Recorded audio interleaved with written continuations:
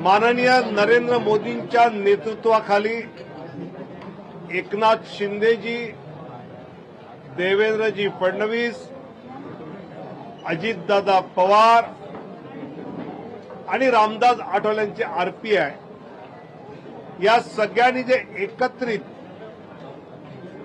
या राज्यात काम केलं आणि माझं तर स्पष्ट मत आहे की अप्रत्यक्ष लाभाचं राजकारण आणि प्रत्यक्ष लाभाचं राजकारण, इन्फ्रास्ट्रक्चर डेव्हलपमेंट, रस्ते, पाणी, वीज, वंदे भारत, मेट्रो म्हणजे अप्रत्यक्ष लाभाचं राजकारण आणि प्रत्यक्ष लाभाचं राजकारण म्हणजे लाडकी बहीण, शेतकरी सन्मान निधी, शून्य बिल, या दोन्हीचा बॅलन्स एकनाथजी शिंदे, देवेंद्रजी फडणवीस आणि अजितजी दादा या तिघांनी केल्यामुळे जनतेला यांच्यावर विश्वास बसला.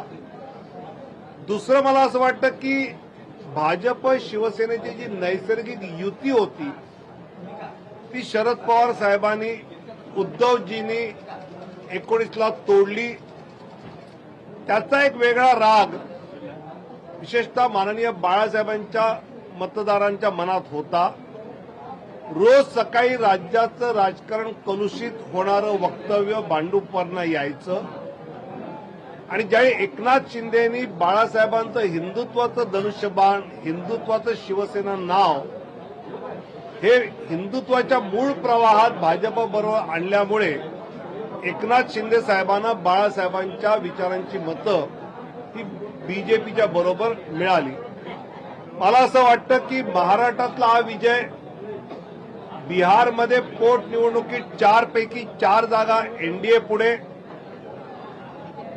उत्तर प्रदेशमध्ये 9 पैकी 6 जागा भाजप पुढे आणि तसंच राजस्थानमध्ये 4 जागांवर भाजप पुढे. त्यामुळे देशातल्या या सगळ्या निवडणुकांमधलं चित्र हे सांगतंय की माननीय नरेंद्र मोदींच्या नेतृत्वाखालील एनडीएला जनतेने आपला विश्वास दाखवलेला आहे आणि महाराष्ट्रातला विश्वास अभूतपूर्व आहे. तुमचा पुढचा प्रश्न असणार मुख्यमंत्री पदाचं काय, तर एकनाथ शिंदेजी, देवेंद्र फडणवीस, अजितदादा पवार आणि भाजपचं केंद्रीय नेतृत्व याबाबतचा निर्णय घेईल. आज महायुती म्हणून आम्ही विजयाचा आनंद घेतोय. खूप खूप धन्यवाद.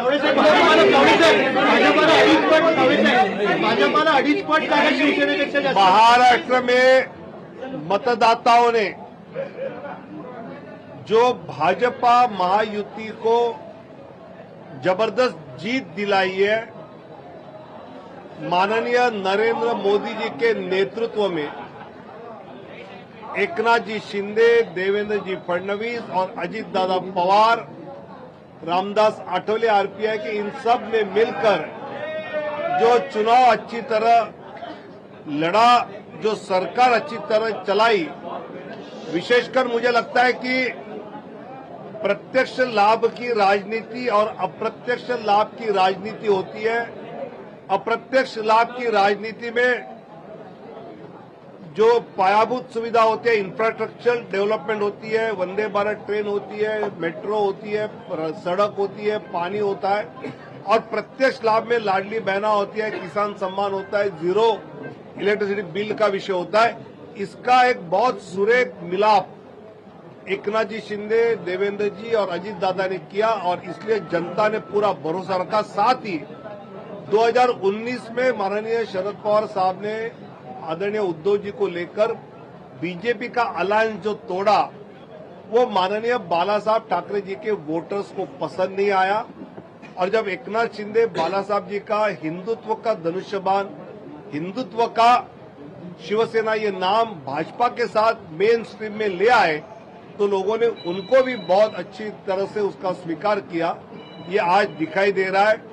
मुझे लगता है कि बिहार में 4 में से 4 जगहों पर एनडीए आगे है.